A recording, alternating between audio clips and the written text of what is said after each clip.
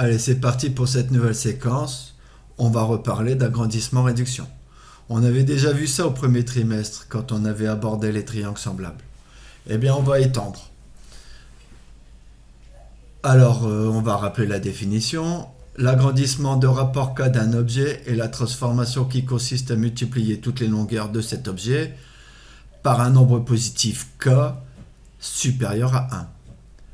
La réduction de rapport K d'un objet est la transformation qui consiste à multiplier toutes les longueurs de cet objet par un nombre K plus petit que 1.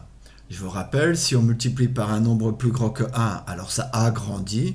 Si on multiplie par un nombre positif plus petit que 1, alors ça réduit. Et je vous rappelle, pour calculer le rapport d'agrandissement-réduction, on calcule la longueur finale divisée par la longueur initiale. Alors un petit exemple pour se rappeler tout ça. J'ai effectué l'agrandissement d'une figure. Ici, on a deux longueurs correspondantes, 4 et 6. Je vous rappelle, on appelait ça des rapports, des longueurs homologues, des longueurs homologues. Pour connaître le coefficient d'agrandissement, eh bien, longueur finale divisée par longueur initiale, 6 divisé par 4, donc ici, ça fait 1,5. Et donc, on a un agrandissement de rapport 1,5 et les longueurs sont multipliées par 1,5. Si le côté qui est ici fait 3 cm, alors le côté qui sera là fera 3 fois le rapport d'agrandissement, 3 fois 1,5 qui fait 4,5. Voilà les rappels sur les agrandissements-réductions. Et je vous rappelle aussi qu'un agrandissement-réduction, ça conserve les angles, il n'y a pas de déformation. Rappelez-vous, si on ne multiplie pas toujours par le même nombre, alors c'est une déformation. Dans un agrandissement-réduction, il n'y a pas de déformation, ça veut dire ça conserve la forme des figures, autrement dit, ça conserve les angles. Donc tout ça, c'était des rappels. L'objectif de la séquence, maintenant, c'est de voir les propriétés sur les aires et les volumes quand on fera un agrandissement ou une réduction. Alors on va commencer sur la propriété des aires dans un agrandissement-réduction. On démarre avec un carré qui fait 2 cm de côté et je décide de l'agrandir avec un coefficient 3. Autrement dit, les longueurs sont multipliées par 3. Et bien, j'obtiens un nouveau carré dont le côté fait la longueur de départ, 2 fois 3, le coefficient d'agrandissement. Donc, j'obtiens un carré de côté 6 cm. Alors, on va s'intéresser aux aires. Commençons par calculer l'aire du carré de départ. L'aire d'un carré, c'est côté fois côté. Donc ici, 2 fois 2 qui font 4 cm². On peut vérifier, l'unité d'aire, c'est 1 cm², c'est-à-dire la surface à l'intérieur d'un carré qui fait 1 cm de côté. Et dans mon carré de départ, j'ai bien 4 carrés unités, autrement dit 4 cm². Maintenant, on va calculer l'aire du carré agrandi, la figure finale. Alors, l'aire d'un carré, c'est toujours côté fois côté, seulement les côtés ici, on les a obtenus en faisant 2 fois 3, c'est-à-dire la longueur de départ multipliée par le coefficient d'agrandissement. Donc 2 fois 3, premier côté, fois deuxième côté, le même 2 fois 3. Si j'associe astucieusement les facteurs, eh bien je peux regrouper 2 fois 2 qui font 4, c'est-à-dire l'aire de départ, multiplié par 3 fois 3. 3 fois 3, c'est 3 au carré. Autrement dit, le coefficient d'agrandissement au carré. Si je résume, pour calculer l'aire finale du carré, c'est-à-dire l'aire de l'agrandissement, eh bien c'est l'aire de départ fois le coefficient au carré. Et donc ici, 3 au carré, ça fait 9, et 4 fois 9, 36 cm². On peut vérifier. Je vais compter le nombre de carreaux unités qu'il y a dans le carré. Eh bien, il y en a 36, j'en ai 6 en largeur, 6 en hauteur, et 6 fois 6, 36, ça fait bien 36 cm². Ce qu'il faut retenir, c'est que dans un agrandissement-réduction de coefficient k, les longueurs sont multipliées par le coefficient. Ça, rien de nouveau, ça tient de la définition, on le savait déjà. Ce qui est nouveau, c'est que les aires seront multipliées par le coefficient au carré. Et oui, dans un agrandissement-réduction, l'aire finale est obtenue en faisant l'aire de départ fois le coefficient d'agrandissement au carré. Évidemment, c'est pareil pour les réductions. Voilà ce qu'il faut retenir, c'est la propriété sur les aires des agrandissements-réductions. Maintenant, on va découvrir la propriété sur les volumes. Et bien pareil, je vais partir cette fois-ci d'un cube, d'arête 2 cm, autrement dit largeur 2 cm, profondeur 2 cm, hauteur 2 cm. Je décide de l'agrandir par un coefficient 3, autrement dit les longueurs sont multipliées par 3.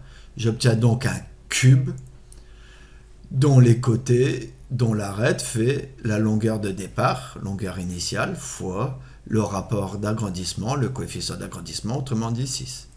2 fois 3, 2 fois 3, 2 fois 3. Toutes les longueurs sont multipliées par le coefficient. Eh bien, on va commencer par calculer le volume du cube.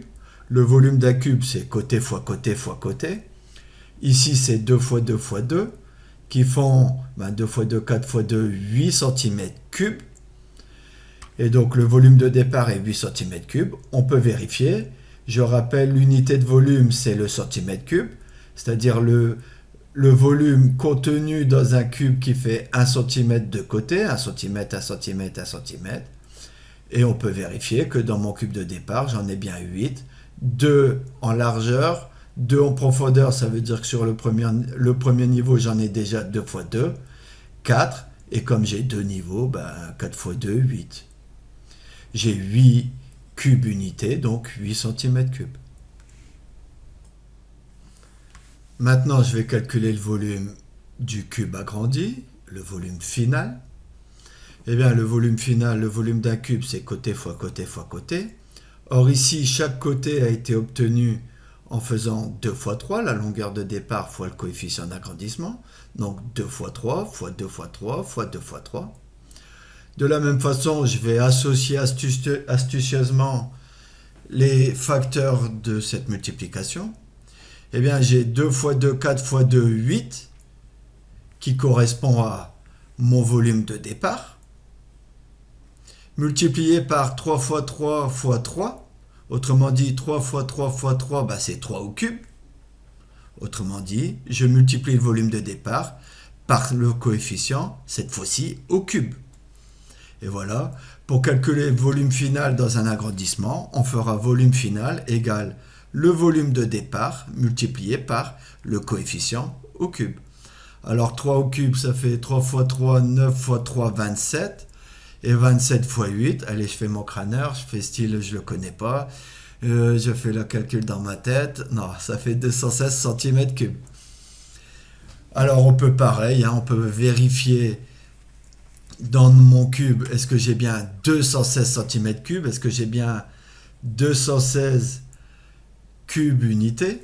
Alors j'en ai 6 de largeur, 6 de profondeur, donc j'en ai 6 fois 6, 36 au premier niveau, et j'ai 6 niveaux, 36 fois 6, ça fait bien 216 cm3. On peut refaire avec 6 fois 6, 36 fois 6, 216. J'ai bien 216 cm3.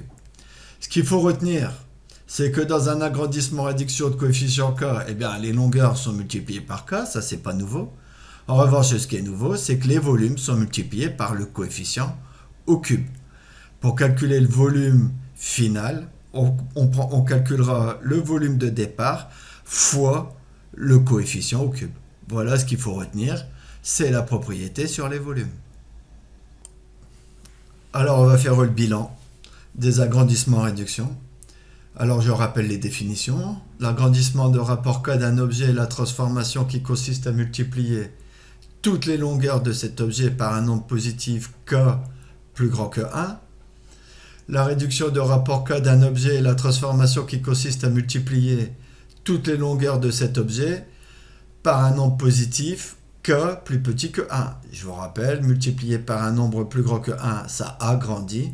Multiplié par un nombre positif plus petit que 1, ça réduit.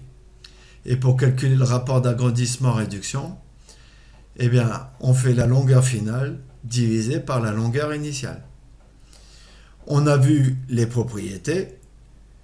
Dans un agrandissement-réduction de rapport k, les longueurs sont multipliées par le coefficient k. Ça, on le savait depuis la définition déjà au premier trimestre. Les R sont multipliés par le coefficient carré. On l'a vu grâce à la petite activité avec le carré. Alors, ce qu'on a vu pour les carrés, évidemment, est vrai pour n'importe quelle figure. C'est-à-dire que si j'agrandis ou je réduis une figure par un rapport k, par un coefficient k, eh bien, les R seront multipliés par le coefficient au carré. Je pourrais vous l'expliquer par ce qu'on appelle la méthode d'exhaustion, mais la figure serait très casse-pied à faire. Par ordinateur, je préférerais vous l'expliquer en classe. Et enfin, les volumes, eux, sont multipliés par le coefficient au cube. De la même façon, ce qu'on expliquait pour les cubes, c'est vrai pour n'importe quel solide. À savoir, si j'agrandis ou je réduis un solide par un coefficient k, eh bien les volumes sont multipliés par le coefficient au cube. Voilà ce qu'il faut retenir. Ah, j'ai oublié. Évidemment, ça on le savait déjà au premier trimestre, les angles sont conservés. Pas de déformation de la figure ou du solide. Décidément, j'ai du mal à articuler en cette fin vidéo. Voilà ce qu'il faut retenir. Je résume. Dans un agrandissement-réduction de rapport k, de coefficient k, les longueurs sont multipliées par le coefficient, les R sont multipliés par le coefficient au carré, les volumes sont multipliés par le coefficient au cube et les angles sont conservés. On conserve les angles. Pas de déformation. Voilà.